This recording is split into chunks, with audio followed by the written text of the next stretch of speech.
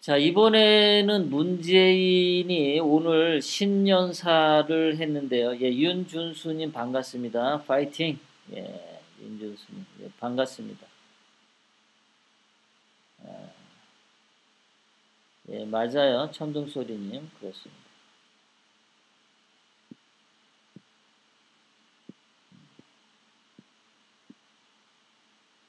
네.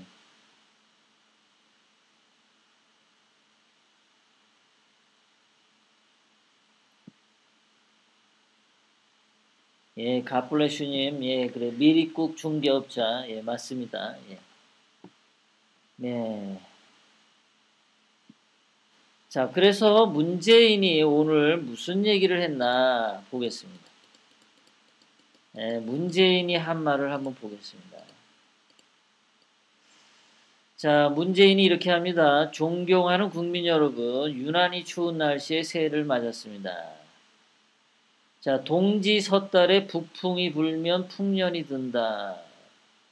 예, 이런 개소리를 했군요. 예. 지금 대한민국은 농경사회가 아닙니다. 농경사회가 아닌데 무슨 풍년 얘기를 하고 있습니까? 조선시대도 아니고. 예? 추운 날씨가 올해 풍년을 알리는 소식 같습니다. 예, 역시 헛소리를 하고 있죠. 지금 농경사회가 아닙니다. 자, 이 추위를 이겨내고 2019년 한 해 국민 모두의 가정과 기업에서 대풍이 들길 기원합니다. 뭐 비유적으로 대풍이란 말을 썼겠지만 지금 농경사회가 아니니까 좀 현대사회에 맞는 말을 해야지. 좀. 예. 요즘은 예, 기업에서 수익 그러잖아요. 수익. 예, 매출, 수익 또는 성과, 업적, 예, 또는 그런 식으로 대풍임 대풍. 농사 짓는 것도 아닌데.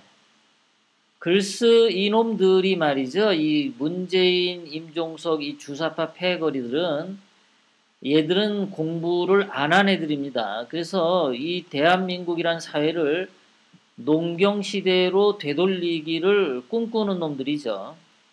그 전에 보면 박원순이 서울시장 돼서 무슨 뭡니까 꿀벌 키우고 그 다음에 그 서울시청 앞에 그 논 만들어 가지고 모내기 하고 그랬었죠. 이 거지들은 옛날 농사 짓던 시절을 더럽게도 좋아합니다.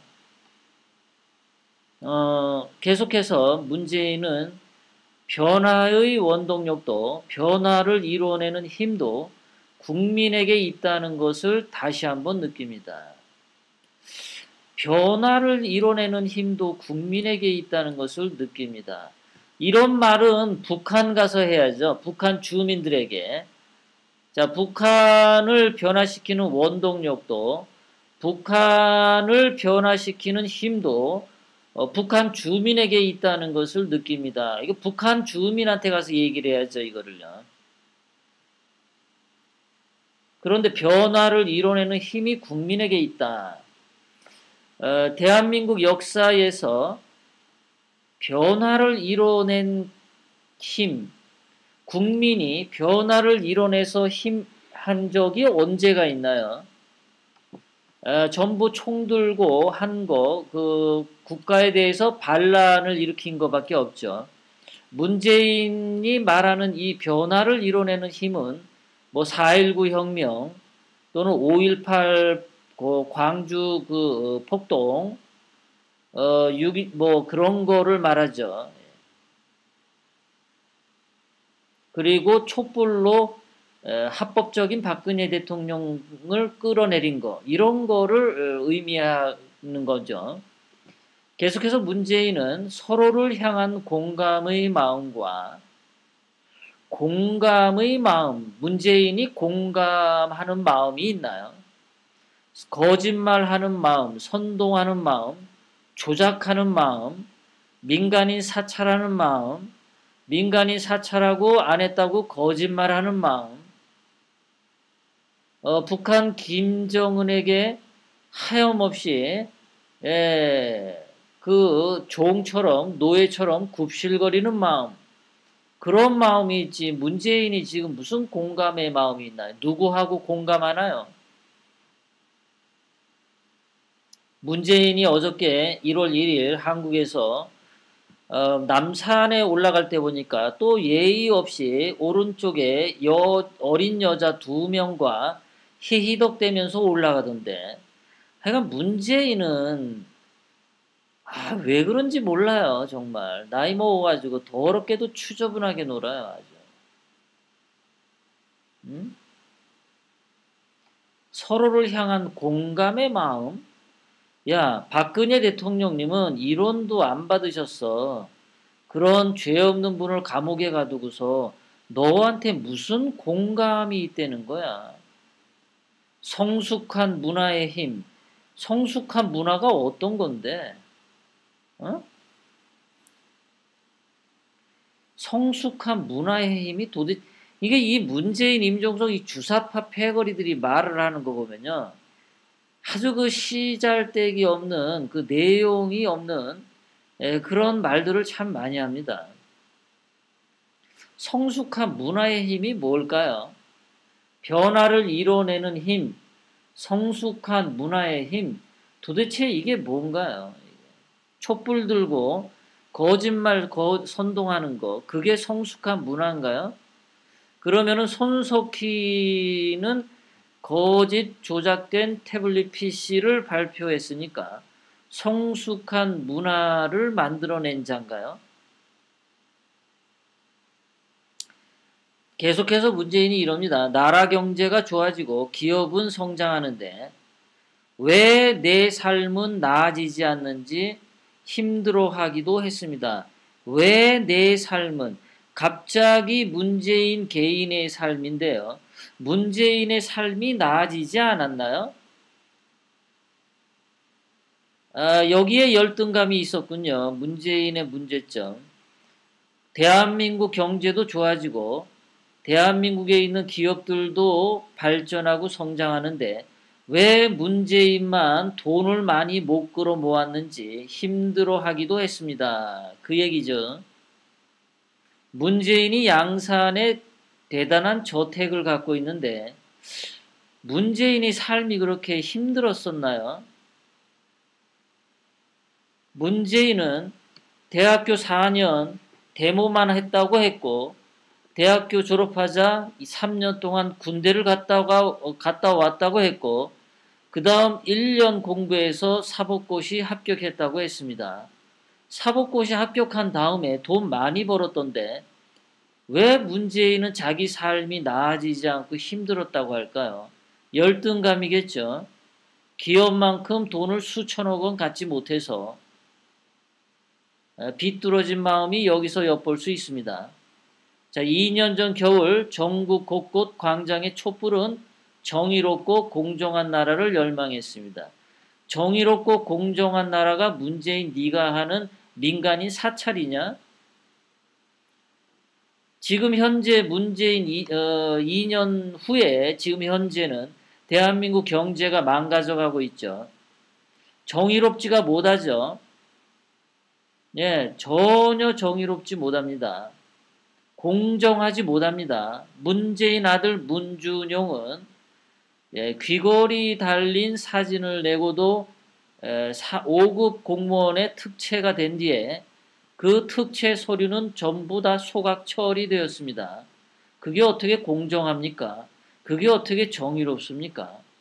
거기다가 박원순의 아들은 신체 검사에 의혹이 있다고 하는데도 법원에서 출석하라고 해도 법원을 무시하고 있습니다. 게다가 2017년 3월 10일 헌법재판소는 말도 되지 않는, 법에도 없는, 법리에도 어긋나는 대통령 파면이란 개소리를 늘어놓고 죄 없는 박근혜 대통령님은 감옥에 가 계십니다. 그게 뭐가 정의롭고 공정한 나라입니까, 지금? 위법과 특권으로 얻은 것은 너지, 문재인 너. 위법과 특권으로 너희 주사파들이 전부 다 얻었잖아. 박근혜 대통령님은 위법을 저지른 적도 없고 특권을 부린 적도 없어. 니네가 지금 643일 동안 박근혜 대통령님을 탈탈탈탈 조사해도 박근혜 대통령님에 대한 위법과 특권 사항을 못 찾아냈잖아. 뭘 바로잡아? 바로잡기는 너나 바로잡아 임마 너나. 아주 그 신년사가 아주 다 거짓말이에요. 진실이 없습니다. 공정한 기회와 결과만이 옳다고 선언했습니다.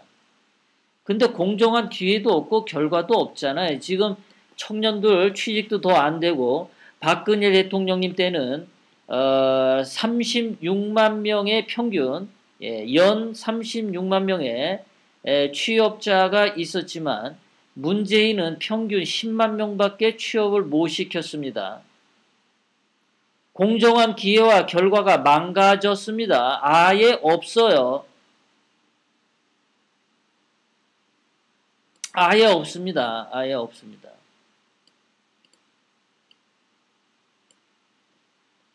그리고 뭐 교육부 장관 윤혜도 5대 비리 중에 2개인가 3개에 해당되는데 장관에 임명됐죠. 그 위법과 특권이죠. 거기다가 대기업 상조 김상조 공정거래위원장은 5대 비리 중에 4개나 저질렀어요. 위법을 저질렀어요. 그런데도 공정위원장에 임명됐죠.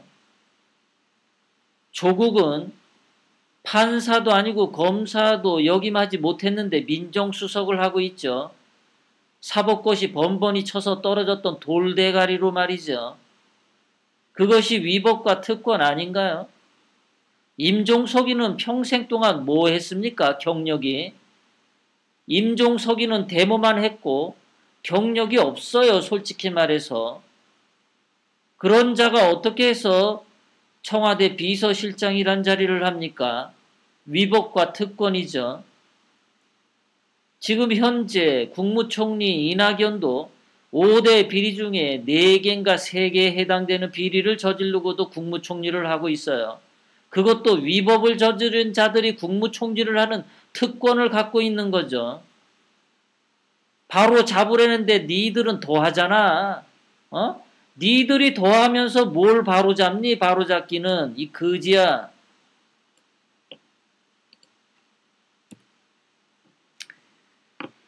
문재인은 계속해서 이렇게 얘기합니다. 2차 세계대전 이후에 독립한 신생국가 중에 이렇게 경제 강국으로 성장한 나라는 대한민국이 유일하다. 아, 이거는 얘가 말을 하네요. 그렇다면 2차 세계대전 이후에 대한민국을 유일한 경제 강국으로 만드는 박정희 대통령님에 대한 존경심도 표해야지. 왜 맨날 박정희 대통령님을 비난하나? 매우 자부심을 가질 만한 성공이라고 문재인이 말하고 있습니다. 그런데 결코 박정희 대통령 이름을 말하고 있지 않습니다. 박근혜 대통령 이름을 말하고 있지 않습니다. 전두환 때도 경제 성장했다고 말을 하고 있지 않습니다. 그런데 지금 중대한 도전에 직면했다. 매 정부마다 경제 성장률이 낮아져. 이 정부마다 경제 성장률이 낮아진 것은 김대중이 맨날 사사건건 발목 잡아서 경제가 IMF 맞았죠. 김영삼이도 민주화 운동한 자들로 경제를 꾸려가다가 경제 성장률이 낮아지고 IMF를 맞았죠. 지금 대한민국의 경제 성장률이 낮아진 것은 이 민주화 운동했다는 좌파 떨거지들이 정권을 잡은 이후로 이런 현상이 생긴 겁니다. 박정희 대통령님, 전두환 대통령, 박근혜 대통령님 때는 경제가 성공했고 자부심을 가질 만했습니다. 그런데 문재인, 김대중, 노무현 이때 다 저성장이 일상화되었어요. 자기네들 좌파들 때문에 경제가 추락한 건데 박정희 대통령님의 경제 모델이 한계에 다다랐다고 새빨간 거짓말을 늘어놓고 있습니다. 잘 살게 되었지만 함께 잘 사는 길은 아직도 멀기만 하다고 얘기를 하는데, 함께 잘 사는 길은 야 니네 저기 뭐야 박원순이 빚이 6억이래. 문재인도 양산집 팔아가지고 문재인 아니 저기 박원순 빚부터 갚아줘봐. 함께 잘 사는 길 니들 좌파들끼리 한번 해봐. 그 아름다운 일을. 이 거지들아. 계속해서 문재인은 이렇게 얘기합니다. 그래서 경제정책 기조와 큰 틀을 바꾸려고 한다. 아, 참, 이 인간들은 말이죠. 도대체 뇌가 어떻게 돼먹었는지. 그런데 자기들이 하는 일이 잘못되고 있지 않습니까? 여러분들도 알듯이. 2017년, 2018년 문재인이 하는 경제는 모두 다 망했습니다. 그러면은 자기네들이 뭘 잘못했다는 걸 알아야 되는데 아직도 인정하지 않고 시간이 걸리지만 가보지 못한 길이어서 불안할 수도 있지만 미처 예상하지도 못하고 살펴보지 못한 부분도 있지만 그 길로 가겠다 하고 똥꼬집을 선언했습니다. 가보지 못한 길 너 혼자만 가라고 문재인. 그 짜오 웬수도 맨날 말하죠. 무슨 뭐 가시밭길로 가라. 고통의 칼날 위에 서라. 문재인이 하는 말이랑 똑같네요. 가보지 못한 길, 불안한 길을 가자. 얘네 둘이 뭐 어디 들어가서 합숙했나요? 짜오 웬수하고 문재인하고. 가보지 못한 길을 가자. 가시밭길을 가자. 불안할 수도 있다. 고통의 칼날 위에 서자. 얘네 둘이 짰나요, 이게 진짜. 예상하지도 못했고 살펴보지도 못한 부분도 있어서 지금 문재인 너가 문제가 많으니까 너만 사라지면 다 되는데 왜 그래. 너 사라지고 박근혜 대통령님만 청와대로 복귀하면 되는데 왜 그래. 거지야. 북한으로 가라고. 북한 가서 살으라고 아예 니들. 자, 문재인은 계속해서 이렇게 얘기합니다. 촛불은 또 촛불 얘기 또 꺼내죠. 촛불을 성숙한 문화로 세상을 바꿨다. 촛불이 성숙한 문화입니까? 아, 그러니까 이 좌파들은 거짓말하고 선동하는 게 성숙한 문화군요. 그러니까 좌빨들이 성숙하다라는 얘기는 거짓말 조작을 잘 하는 것을 성숙하다라고 표현하는 것 같습니다. 같은 방법으로 자 거짓말과 조작 선동으로 경제를 바꿔나가야 한다고 생각합니다. 그렇게 말을 바꾸니까 맞죠? 더 많은 국민이 공감할 때까지 인내할 겁니다. 인내한다라는 건 뭐죠? 반대하는 국민들의 소리를 듣지 않고 무시하겠다 이런 얘기죠. 문재인이 말하는 인내는 참는 게 아니고요. 반대하는 국민 여론을 무시하겠다라는 거죠. 더디더라도 민주적 절차를, 이 민주적 절차라는 것이 촛불이죠. 그러니까 여기에서 답이 나왔습니다. 이 좌파들이 말하는 민주적 절차는 촛불로 떼거지로 거짓말 조작 선동하는 것을 민주적 절차라고 이야기하고 있습니다. 거짓말 조작 선동으로 끝까지 자기의 길을 가겠다. 어려움을 국민들에게 설명해드리고 설명 안 하죠. 거짓말하죠. 설명 안 합니다. 늘 거짓말하고 조작하고 오리발 내밀고 그러죠. 이해 당사자들에게 양보와 타협을 구하겠다고 했어요. 양보와 타협을 구하는 겁니까? 이해 당사자들을 무시하고 겁박하고 협박하는 겁니까?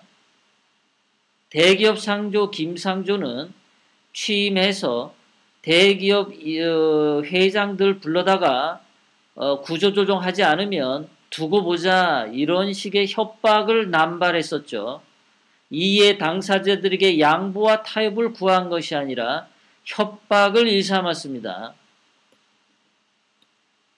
자, 그 다음에 이제 북한과의 문제를 말하고 있는데요. 지금 평화는 잠정적인 평화라고 말하고 있습니다. 대한민국은 평화인데 왜 잠정적인 평화라고 말했을까요? 북한 김정은의 입장에서는 잠정적인 평화가 맞습니다. 대한민국 국민은 평화롭게 잘 살고 있는데 북한 김정은은 맨날 불안하죠. 이 새끼는 말이죠. 맨날 불안합니다. 예, 무역도 정상적인 무역을 못해서 그림자 결제 무역을 하고 있고요. 미국이 제재를 가하고 있고요. 뭐 핵 가지고 미국을 협박하지만 지가 해봤자죠. 예, 지가 협박해봤자입니다. 분명히 트럼프 대통령은 작년 싱가포르 회담에서 얘기했습니다. 북한이 미사일의 엔진에 점화를 하는 순간 미국의 인공위성이 그거 열 감지를 다 한다라고 분명히 김정은에게 이야기를 했었고, 작년 4월 달에 북한 조선노동당 중앙위원회 전원 결의로 핵탄두 미사일에 관한 실험을 중단한다라고 결의까지 했습니다. 김정은에게 있어서는 잠정적인 평화고 불안한 평화가 맞습니다. 자, 계속해서 문재인은 새해에는 평화의 흐름이 되돌릴 수 없는 큰 물결이 될 수 있도록, 이 평화의 흐름이라고 하는 것은 김정은 입장이죠. 김정은 입장에서 그 물결을 되돌릴 수 있도록 최선을 다하겠다. 한반도의 완전한 비핵화와 항구적인 평화가 정착되면 평화가 번영을 이끄는 그런 역사가 세상에 언제 있습니까? 영국이 해가 지지 않는 대영 제국이라고 전 세계를 패권을 쥐었을 때 영국은 항상 그 함대가 그 호위대로서 무역하는 그 함선들을 지켜줬었습니다. 상선들을. 대영 제국이 전 세계를 패권을 쥘 때 영국의 해군은 세계 1등의 천하무적의 해군이었습니다. 미국이 전 세계 1등 경제 국가가 된 것은 미국의 군대가 세계 1등이기 때문입니다. 미국의 1년 국방 예산은 중국의 6배에 해당됩니다. 군사 비용이 말이죠. 옛날 로마 시대 때 그 로마가 지중해 인근의 유럽 제국을 제패할 때 로마의 육군과 로마의 해군이 세계 1위의 군사력을 자랑했었을 때입니다. 군사력이 평화를 이끌고 군사력이 번영을 이끄는 겁니다. 문재인은 그런 것을 말하고 있지 않아요. 이 새끼는 입만 벌면 평화예요, 평화. 네 입만 보면은 말이야 징그러워 죽겠어. 아주 더러워 죽겠어.